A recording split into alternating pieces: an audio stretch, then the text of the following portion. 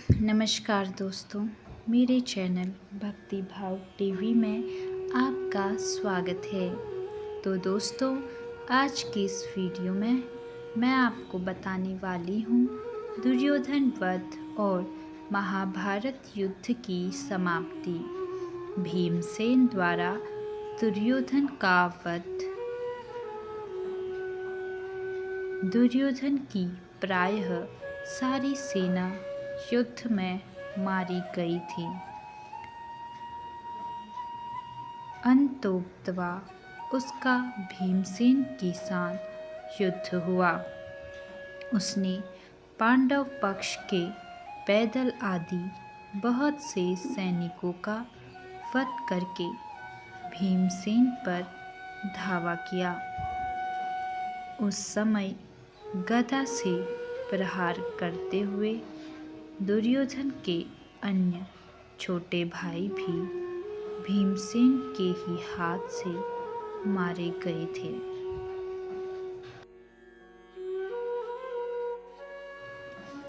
महाभारत संग्राम के उस 18वें दिन रात्रिकाल में महाबली अश्वत्थामा ने पांडवों की सोई हुई एक अक्षौणी सेना को सदा के लिए सुला दिया। उसने द्रौपदी के 5 पुत्रों, उसके पांचाल देशीय बंधुओं तथा धृष्टद्युम्न को भी जीवित नहीं छोड़ा। द्रौपदी पुत्रहीन होकर रोने बिलखने लगी। तब अर्जुन ने सिंह के अस्त्र से अश्वत्थामा को परास्त करके उसके मस्तक की मणि निकाल दी।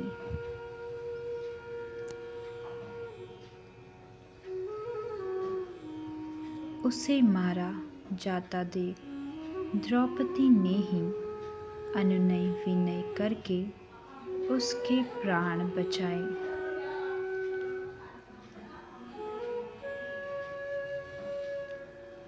अश्वत्थामा इतने पर भी दुष्ट अश्वत्थामा ने उत्तरा के गर्भ को नष्ट करने के लिए उस पर अस्त्र का प्रयोग किया।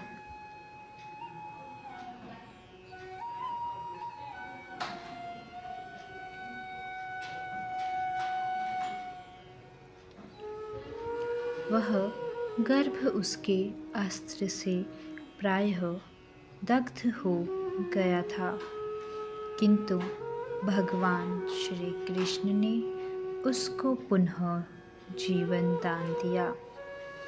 उत्तरा का वही गर्भस्थ शिशु आगे चलकर राजा परीक्षित के नाम से विख्यात हुआ।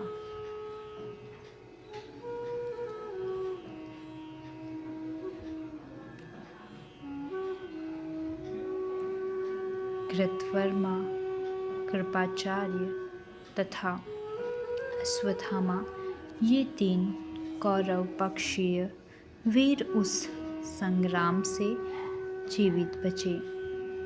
दूसरी ओर 5 पांडव, सात्यकी तथा भगवान श्री कृष्ण ये साथ ही जीवित रह सके। दूसरे कोई नहीं बचे। उस समय सब ओर अनाथा स्त्रियों का आर्तनाद व्याप्त हो रहा था।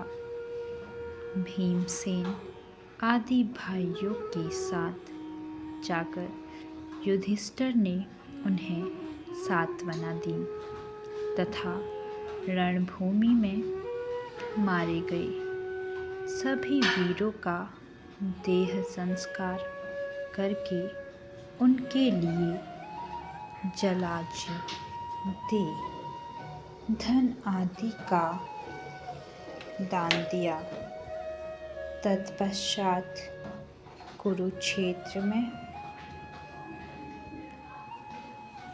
सरसैया पर आसीन शांतनु नंदन भीष्म के पास जाकर युधिष्ठिर ने उनसे समस्त शांतिदायक धर्म, राजधर्म,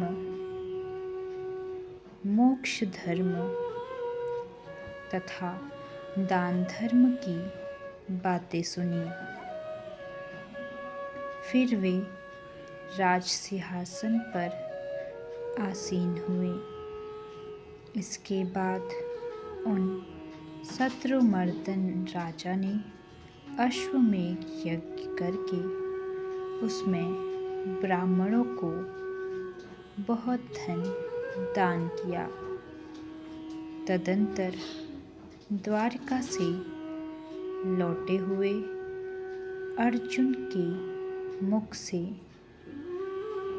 मूषल कांड के कारण प्राप्त हुए श्राप से पारंपरिक युद्ध द्वारा यादवों के संहार का समाचार सुनकर युधिष्ठिर ने परीक्षित को राजासन पर बिठाया और स्वयं भाइयों के साथ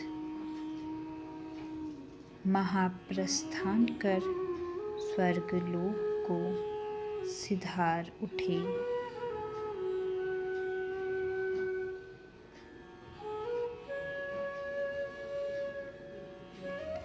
तो दोस्तों, कैसी लगी आपको यह जानकारी कमेंट करके ज़रूर बताएं। और ऐसी ही बहुत सारी कहानियों, कथाओं और जानकारियों को सुनने के लिए मेरे चैनल को सब्सक्राइब करें।